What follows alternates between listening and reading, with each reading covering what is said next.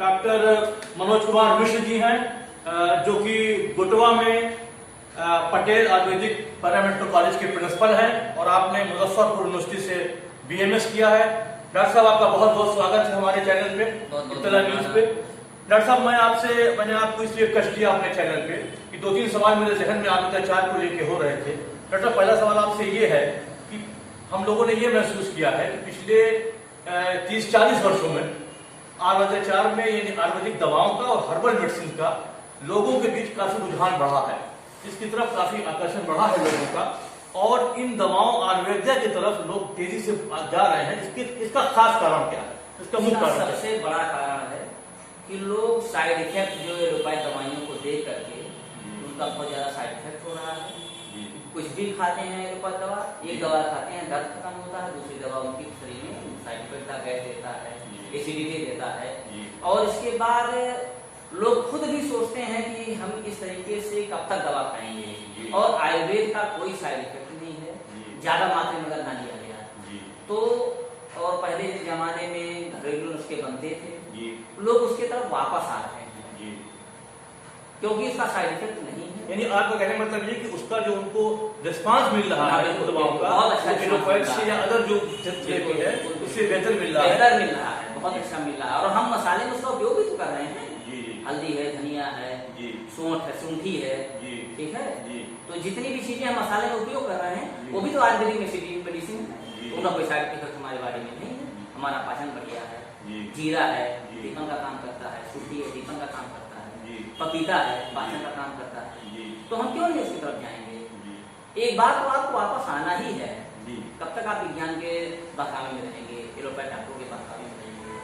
Doctor, दूसरा सवाल हमारा ये था आपसे कि आज के जो युग में आप देख रहे हैं, जो प्रिंट मीडिया हो या इलेक्ट्रॉनिक मीडिया, इन दोनों मीडिया के माध्यम से जो ऑनलाइन प्रोडक्ट, खासतौर से हर्बल प्रोडक्ट और आयुर्वेद प्रोडक्ट, ताकत की गोलियां हैं, क्रीम है और तमाम तरह के टॉनिक्स हैं, ये जो बेचे जा रहे हैं और इनके दाम भी काफी महंगे हैं, और कहीं कहीं पे इसमें फ्रॉड भी हो रहा है, चीटिंग भी हो रही है कि दिखाया कुछ जा रहा है, भेजा कुछ जा रहा है, और काफी महंगी ये दवाएं हैं, और बहुत सारे सेलिब्रिटीज का सहारा लिया जा रहा है इन दवाओं को बेचने के लिए। बड़े बड़े हमारे जो कलाकार हैं उनका सहारा लिया जा रहा है। तो इससे आयुर्वेदाचार की जो एक थीम है, जो आपका कि जो आपने जिस विधि से पढ़ा है, उस पर इसका क्या प्रभाव पड़ रहा है? इसका तो सबसे ज्यादा प्रभाव लोगों पे पड़ रहा है, हम लोगों पर भी पड़ रहा है, हमारी प्रैक्टिस पे भी इसका असर है। लोग टीवी में प्रचार दे करके दवाइयाँ खरीद लेते हैं, उसको उपयोग करते हैं, जिससे उनको हानि हो रहा है, उनको कोई फायदा उससे नहीं है,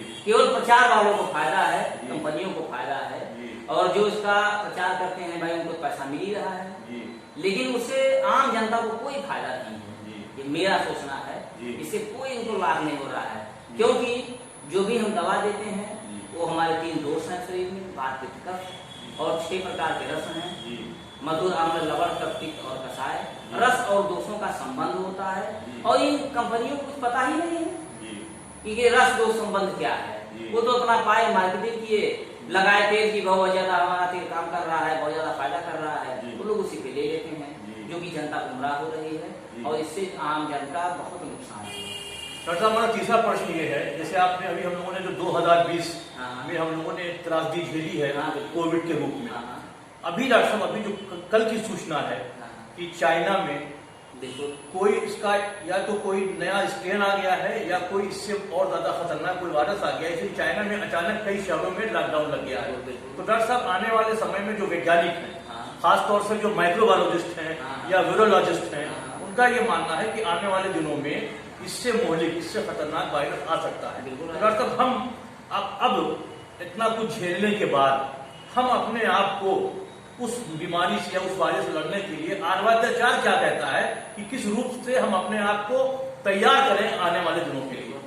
हमारा शरीर पंच भौतिक है, 5 तत्वों से मिलकर बना हुआ है, जितनी भी औषधियां हैं वो भी 5 भौतिक हैं, और आयुर्वेद में सृष्टि रचना से पूर्व भी आयुर्वेद की रचना की गई है। ब्रह्मा जी ने इसका निर्माण किया था। उन्होंने सोचा कि जो जनता है सृष्टि में जन्म लेने के बाद जो उसका हमारे बनाए गए आचार विचार नियम संयम भोजन इनका वो दुरुपयोग करेगा, तो वो व्याधियों से ग्रसित होगा। जी। इसलिए उन्होंने आयुर्वेद की रचना की जी। और आयुर्वेद में उन्होंने वात पित्त कफ 3 दोष बनाया, जी। सब धातुओं का निर्माण किया उन्होंने। जी। हम अपने भोजन से इसका जी। निर्माण करते हैं, जी। रस रक्त मांस अष्ट मेद मज्जा और शुक्र, जी। और अंतिम जो हमारा धातु है वो ओज है, जी। जिसे हम इम्यूनिटी पावर भी कहते हैं। जी। अगर हमारा ओज मजबूत नहीं है जी। तो हमको व्याधियों से ग्रसित करना। नहीं तो हम अपने इस ओज को, जिसको आप इम्यूनिटी कहते हैं, बिल्कुल। तो ओज को हम कैसे मजबूत करें? आपके खान पान से, भोजन से, तो भोजन- नियमों के अनुसार आप भोजन तो क्या करें। भोजन का रूटीन चेंज करें या भोजन का अपना हम मेनू चेंज करें? मेनू चेंज करें, जो क्या हो- फास्ट फूड खाते हैं, बाहरी सामान खाते हैं, इसको हम बंद करें। जी। जो हमारी प्राकृतिक चीजें हैं, हमारे खेतों में पैदा तो नेचुरल चीजें। नेचुरल चीजों पे आप आइए। जी। सेब आप डॉक्टर बताता है खाइए, हम लोग जी। बताते हैं सेब खाइए, लेकिन केमिकल उसके ऊपर प्रयोग किया जाता है। जी। तो जो उसका केमिकल है वो हमारे शरीर में साइड इफेक्ट देता है, जी। और जो उसका रस है तो एक अक्सर एक आम आदमी, हाँ। जैसे कि एक आम आदमी है, हाँ। जिसकी आर्थिक स्थिति बहुत ठीक नहीं होती है, हाँ। जो 2 वक्त की रोटी मुश्किल से जुटाता है, हाँ। उसको आप क्या संदेश देंगे? वो अपने खाने पीने में क्या बेहतरी लाए कि वो कल आने वाले खतरात से लड़ सके? इसी जो हमारे 2 वक्त की रोटी है, इसी को हम समय से खाएं अच्छा। और दूषित ना हो, इस बात का ध्यान रखें। जी। मक्खियां न बैठने पाए, जी। खुले में वो रखा ना जाए, जी। उसको ढक के रखा जाए। जिसे हम चल रहे हैं, मास्क लगाए रखें, धूल धुआं करता, जी। इससे हमारे शरीर में जाकर तो हमारी इम्यूनिटी पावर तो कम होगी, जी। तो इससे वो बचे। जी। बासी भोजन ना ले, जी। सड़ा गला भोजन ना ले, जी। 2 रोटी ही खाए, जी। लेकिन बासी रोटी ना खाए। जी। आलू ही ला रहा है सब्जी के लिए, जी। तो सड़ा हुआ आलू नहीं कि पैसे बचाने के चक्कर में जी। कि हम सड़ा हुआ आलू ले लें। जी। तो जो भी हमारा खान पान है वो स्वच्छ और सुंदर होना चाहिए। आपका बहुत बहुत शुक्रिया डॉक्टर साहब। मैं शोएब रहमान, इत्तला न्यूज।